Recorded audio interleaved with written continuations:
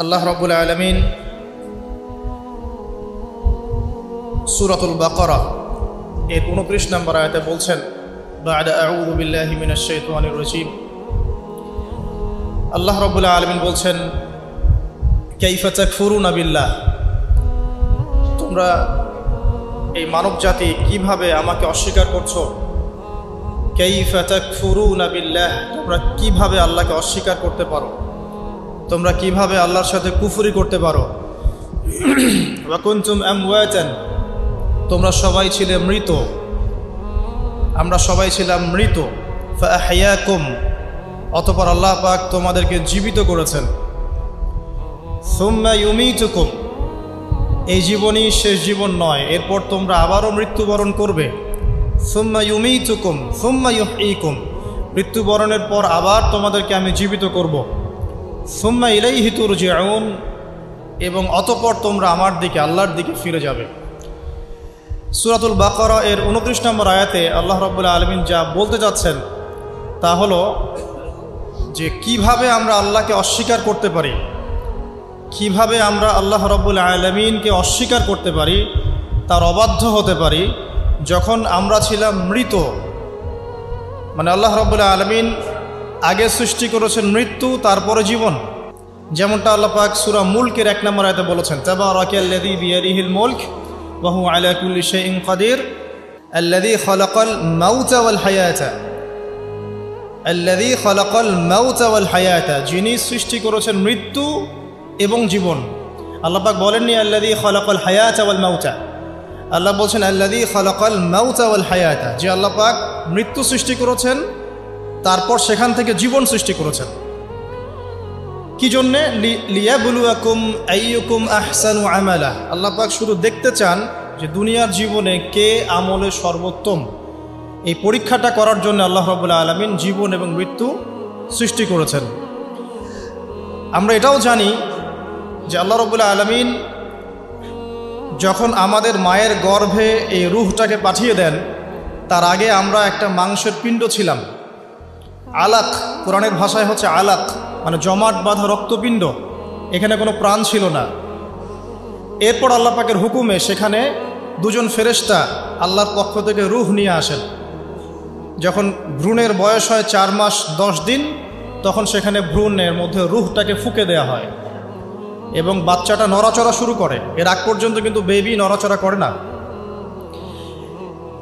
এবার এই যে দুনিয়ার জীবনটা আল্লাহ পাক দিলেন, এই জীবনটা দেওয়ার পরে এর হায়াত হবে সর্বোচ্চ 60, 70, 80, 100, 200, 500, 1000 বছর। আল্লাহ পাক ভালো জানেন। আল্লাহ পাক বলছেন এই জীবনটাই তোমাদের একমাত্র জীবন নয়। তোমরা কিভাবে আল্লাহকে অস্বীকার করছো? তোমরা আগে মৃত ছিলে, ওই যে জমাট বাঁধা রক্তপিণ্ড ছিলে।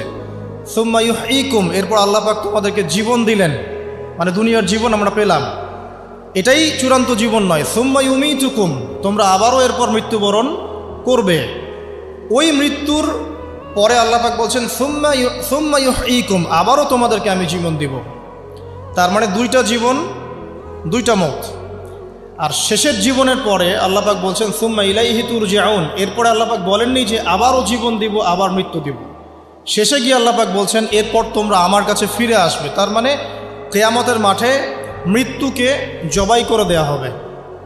এটাও হাদিসে এসেছে, কিয়ামতের মাঠে যখন সমস্ত মানুষকে আল্লাহ পাক উঠাবেন, হিসেব নিকেশ নেওয়া হবে এবং চুল ছেঁড়া বিশ্লেষণ করা হবে, যার ব্যাপারে নবী সাল্লাল্লাহু আলাইহি ওয়াসাল্লাম বলছেন একটা শিংওয়ালা ছাগল যদি একটা শিং ছাড়া ছাগলকে গুঁতো দিয়ে থাকে অন্যায়ভাবে, কিয়ামতের মাঠে আল্লাহ পাক ওই শিংহীন ছাগলকে শিং দিয়ে বলবেন তুমি গুঁতা মেরে এখন প্রতিশোধ নাও।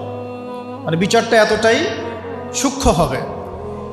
এরপর আল্লাহ পাক মৃত্যুকে হাজির করবেন একটা প্রাণীর রূপে, একটা পশু বা একটা প্রাণীর রূপে মৃত্যুকে ডেকে আনা হবে এবং একে জবাই করে দেওয়া হবে। মানে মৃত্যুকেও মৃত্যুবরণ করতে হবে। আমি কি বোঝাতে পারছি? এতে করে কি হবে? জান্নাতীদের উৎফুল্ল যে মেজাজ, যে খুশি, এটা আরো বেড়ে যাবে। কারণ তারা বুঝতে পারবে যে এরপরে আর কোনো মৃত্যু নাই, আমরা অনন্তকাল জান্নাতে থাকবো ইনশাআল্লাহ। আর যারা জাহান্নামী, তাদের আক্ষেপ, দুঃখ, কষ্ট, যন্ত্রণা আরও বেড়ে যাবে।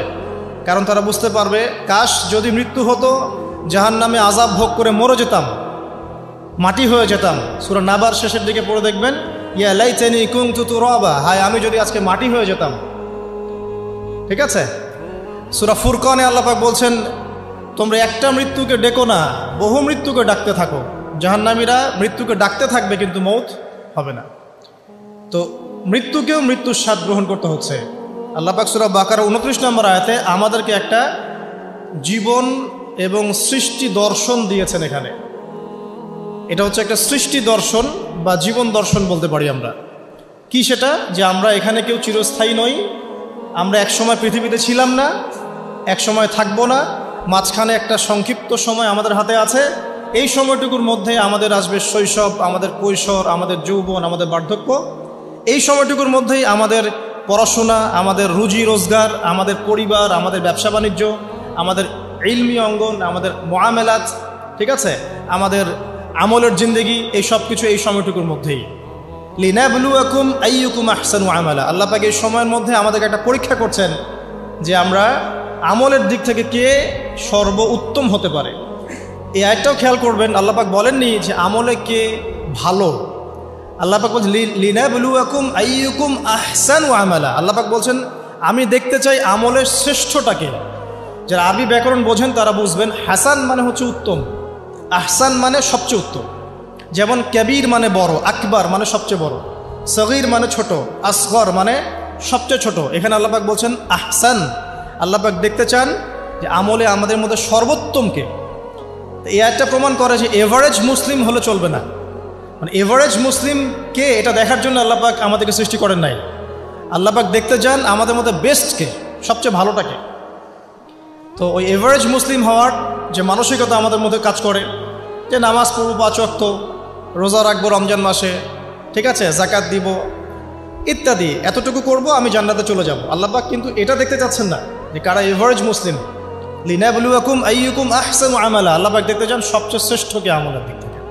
তো এই আয়াতটা আমাদের মধ্যে একটা জীবন দর্শন ক্রিয়েট করে যে আমরা পৃথিবীতে এসেছি, চিরস্থায়ী নই, আমাদেরকে মৌতের স্বাদ গ্রহণ করতে